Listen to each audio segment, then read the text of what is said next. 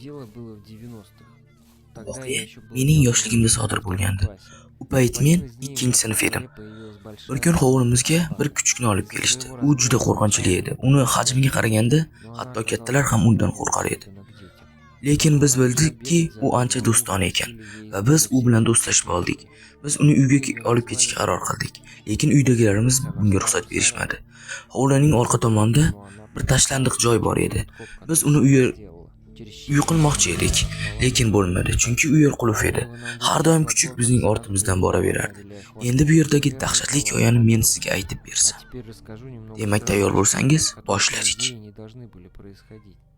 Однажды я Bir kuni сидел men за xonamda окном shunchaki и kitob что-то o'qib читал, o'tirgan edim когда моя va мама biroz снова zerikishni сделала вид, что boshladim. глянуть в Nima окно. qilishni bilmay Там была tashqariga белка, qaradim, lekin выходила. tashqarida juda Мы qo'rqinchli bir сидели на narsani ko'rdim. лестничной площадке, на Bu narsa заднем плане yuragimni стояла Жуля. yorib yuboray Она dedi. смотрела U на нас yerda против Yuniya школы.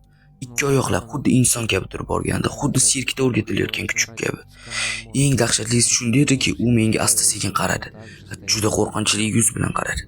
Men qo'rqib ketdim. Nimadan ko'proq qo'rqishni bilmasdim. Qorong'udanmi yoki Yuliyadanmi? U hozir menga tashlanadi. U menga hujum qiladi deb turgan edim. U hozir hujum qilib meni oynamni sindiradi deb o'ylagandim, lekin hech narsa bo'lmadi. U oynani sindirmadi. Shunchaki biroz akkilladi. So'ng esa hech qanday o'zgarish bo'lmadi. Doimgidek Yuli biz bilan o'ynardi. Juda g'alati, shunday emasmi? Biz bir joyga bordik. U yerdagi qari inson bu yerda o'ynamasligimizni, ayniqsa ko'ppakni bu yoqni atrofda olib yurmasligimizni aytdi. Ko'ppak esa unga juda g'alati qaradi va xirilladi. U ko'ppakni juda yomon ko'rib qolganga o'xshardi. Biz yana yo'lda davom etdik va yon atrofga alanglab qo'ydik. Har ehtimolga qarshi biz yana kechasi o'sha dahshatli hovlidagi uyga bordik, lekin bu gal u yerdan juda dahshatli ovozlar eshitilardi. Ularni hatto ta'riflab bo'lmasdi. Ular qandaydir buyruqlar berishardi, qandaydir noaniq tilda gaplashardi. Aytishlaricha bo'yicha ular qandaydir shashaga buyruq berishar edi. Shash esa hammasini tushunganligini aytardi. Bu juda g'alati edi. Biz esa qo'rqa boshladik. Va bu yerdan ketishga qaror qilganimizda Yushi shu yerda ekanligini bilib qoldik. Bu narsa bizni battar qo'rqitdi. U bunday paytda bu yerda nima qilyapti?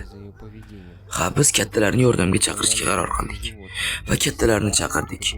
Ular bu yerni ochishdi va bu yon atrofda Yushidan boshqa hech kim yo'q edi.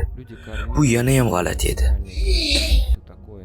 Sashi esa bu yerda ish qilayotganlarga g'alati ko'z bilan qarashardi. Ular ichkarini yaxshilab tekshirishdi. Hech qanday noodatiy, hech qaydan inson izlari yo'q edi. Lekin har ehtimolga qarshi atrofga tuz sachib qo'yishdi.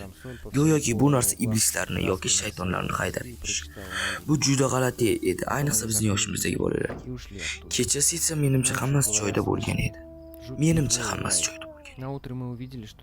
Shu qariya bizga aytib berdiki, jinlar har xil ko'rinishga kirishi mumkin ekan.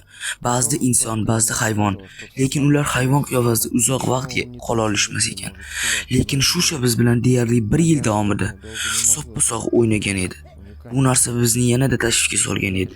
U itmidi yoki iblis? So'nggi kunlar davomida yana shunga o'xshash anomaliyali va xavfli mavjudotlar paydo bo'la boshladi. Katta insonlar ularni haydashga harakat qilishdi. Qisman haydashdi ham, lekin bir narsa baribir sir bo'lib qolmoqda. Yusha itmidi yoki iblis?